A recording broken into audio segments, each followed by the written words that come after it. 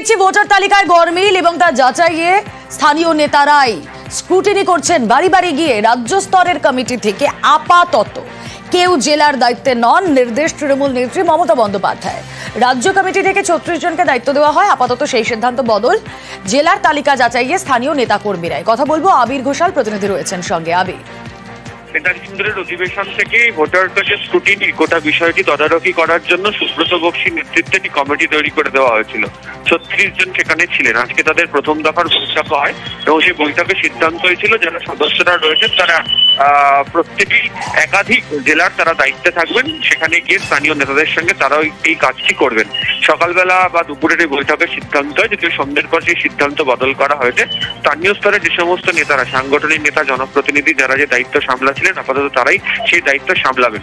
যেটা কারণ হিসেবে জানতে পারা যাচ্ছে সেটা হচ্ছে যে সংসদীয় অধিবেশন এবং বিধানসভার অধিবেশন শুরু হতে চলেছে। স্ক্রুটিনির কাজটা অত্যন্ত গুরুত্বপূর্ণ। খুঁটিয়ে খুঁটিয়ে বাড়ি থেকে পরীক্ষা করতে হবে। সেই সময়টা যদি জেলাতে এই সমস্ত নেতাদের ছুটতে হয় তাহলে তারা সংসদ বা বিধানসভার অধিবেশন থেকে তাদেরকে অধিবেশনে যোগ দেওয়াটা তাদের পক্ষে সমস্যা তৈরি হবে। তাই আপাতত সিদ্ধান্ত স্থগিত রাখা হচ্ছে। পরবর্তী সময় দলের তরফ থেকে চূড়ান্ত সিদ্ধান্ত নিয়ে কে কোন জেলার দায়িত্বে যাবেন, কিভাবে কাজ করবেন সে ব্যাপারে চূড়ান্ত নির্দেশিকা জারি করা হবে। বেশ,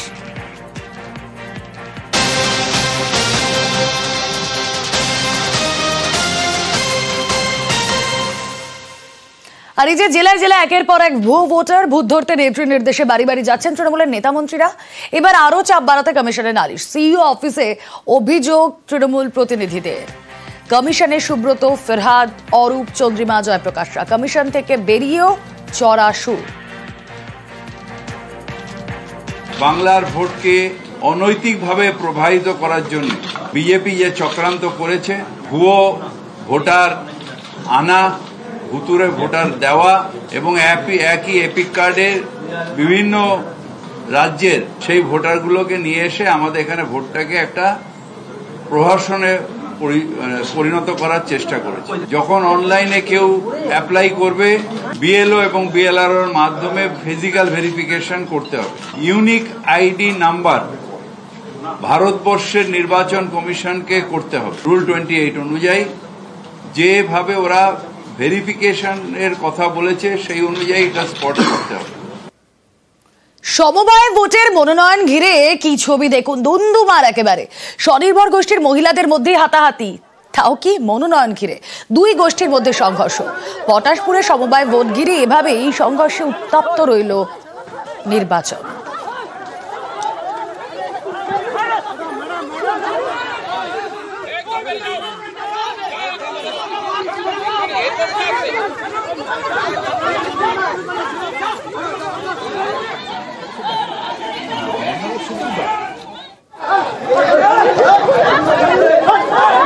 যখন আমরা নমিনেশন ফাইল করতে যাই আমাদেরকে বাধা দেন এবং বাধা দিয়ে ধর, মারপিট এবং আমাদেরকে মারধর, হাত ছেড়ে দেওয়া, শাড়ি ছেড়ে দেওয়া, প্রচুর ভাবে গলায় ধাক্কা দেওয়া এবং হাতেও আমাদের ভেঙে দিয়েছে, হাতও আমাদের। আপনারা কি দল করেন? আমরা টিএমসি করি। আজকে আমরা এত বছর টিএমসি করে এসেছি, একই দলের নেত্রীরা আমাদেরকে আজকে বলছে, আমরা যখন নমিনেশন ফাইল করতে হবে আজকে বলছে আমরা বিজেপি করি। আমাদের জন্মলগ্ন থেকে টিএমসি করি, আজ আমরা টিএমসি লোকরাই আমাদেরকে এইভাবে হেনস্থা করে। না, এটা হচ্ছে মিথ্যা কথা। এখানে কেউ নেই। আমাদের এখানে অ্যাকচুয়ালি ধরুন সংঘটা হচ্ছে মহিলা দ্বারা পরিচালিত, তো এখানে কোনো অশান্তি নেই। যদি কেউ বলে থাকে সেটা রং করেছে, একটু চড়িয়ে দিয়েছে আর কি। মহিলাদের মারধর করতে না, এরকম কোনো ঘটনা নেই। যদি কেউ মহিলা মারধর হতো বা কিছু হতো, সে মহিলা তখন হাসপাতালে থাকতো। এখানে তো কোনো বিরোধী বলতে নেই, সব তো নিজেরা, সব তো তৃণমূল। তাই এখানে কোনো গন্ডগোলের কোনো আশঙ্কাই নেই। ব্যবসায়ীদের দ্বন্দ্বে পুরসভায় তালা। হরিণঘাটা পুরসভায় তালা মেরে বিক্ষোভ। পাইকারি সবজি ব্যবসায়ীদের এভাবে বিক্ষোভ চলে। তালা ভেঙে পুরসভায় ঢোকেন পুরপ্রধান, আর পুরপ্রধান ঢোকার পর ফের গেটে তালা। ছবি দেখছেন আপনারা। পুরপ্রধান তালা লাগানোর পর গেটের সামনে এসে দাঁড়ান আর তারপর নিজেই তালা খোলেন এবং ভেতরে ঢোকেন। ছবি দেখছেন। হাতুড়ি দিয়ে বাড়ি মেরে তালা ভেঙে ভেতরে ঢোকেন তিনি। আর ব্যবসায়ীদের দ্বন্দ্বে তারা তালা লাগিয়ে দেন। প্রথমে হরিণঘাটা পুরসভায় এভাবেই তালা লাগিয়ে দেওয়া হয়। পুরপ্রধান তালা ভেঙে ভেতরে ঢুকলে দেখুন আবারও কিভাবে তালাবন্দি করে রাখা হয় পুরসভা। সবজি আরো স্থানান্তর নিয়ে চাপানোতর আর নতুন বাজার বন্ধের দাবি একাংশের। যদিও পুরপ্রধানের আশ্বাস মিললে তালামুক্ত হয় পুরসভা। এটা পৌরসভা অফিস, এটা অ্যাডমিনিস্ট্রেটিভ অফিস, কেউ বা কারা এখানে তালা মারতে পারে না, এটা একটা ক্রিমিনাল অফেন্স। সেই জায়গায় দাঁড়িয়ে আমি বাধ্য হলাম গেটের তালাটা ভাঙতে। তাদের এগেইনস্টে একটা এফআইআর করা হয়েছে। নতুন বাজারের ক্ষেত্রে যেহেতু তারা ওই বাজারের অনুমোদনটা নেয়নি, একটা চেষ্টা চলছে আলোচনায় বসার জন্য। হায়ার অথরিটি যারা আছে তাদের কাছে জানানো হয়েছে, যদি নিজের হাতে আইন তুলে নেয়, আইনের পথে চলবে। বাঁকুড়ায় বিজেপি কর্মীদের দাদাগিরি ঠিক কোন লেভেলে পৌঁছেছে ছবিটা দেখলে বুঝবেন। বৃদ্ধ কৃষক দম্পতি, তাদেরকে ব্যাপক মারধরের অভিযোগ, হাসপাতালে ভর্তি করতে হয় দুজনকে। অভিযুক্তকে গ্রেফতার পাত্রসার থানায়। আর তারপরের ছবিটাও দেখুন, এখানে শেষ হয়নি। এরপর হাসপাতালে এই কৃষক দম্পতিকে হুমকি দেওয়ার অভিযোগ। বিজেপি মন্ডল সভাপতি পৌঁছে যান সেখানে, আমরা মার্ক করে দেখাচ্ছি সিসি ক্যামেরা ফুটেজ। যদিও সমস্ত অভিযোগ অস্বীকার করেছেন বিজেপি এই নেতা। কৃষক দম্পতির সবজি বিক্রির জায়গা দখলের অভিযোগে ঝামেলার সূত্রপাত, আর বিজেপির সমালোচনায় তৃণমূল।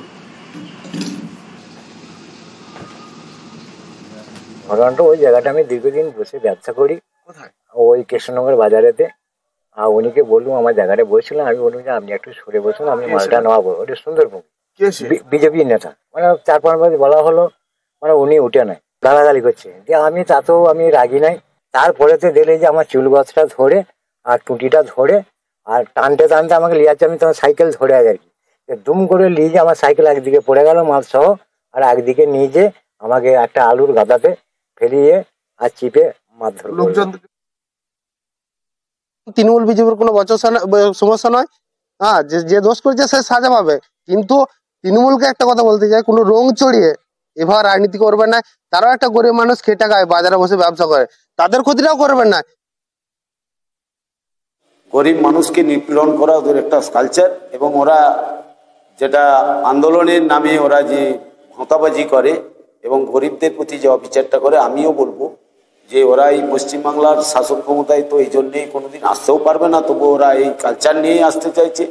এটা আমাদের গ্রাম বাংলার মানুষ দেখছে, এবং আমরা চাইব, প্রশাসনকেও আমি জানাবো যে আমি এটার তীব্র নিন্দা করছি এবং ধিক্কার জানাচ্ছি।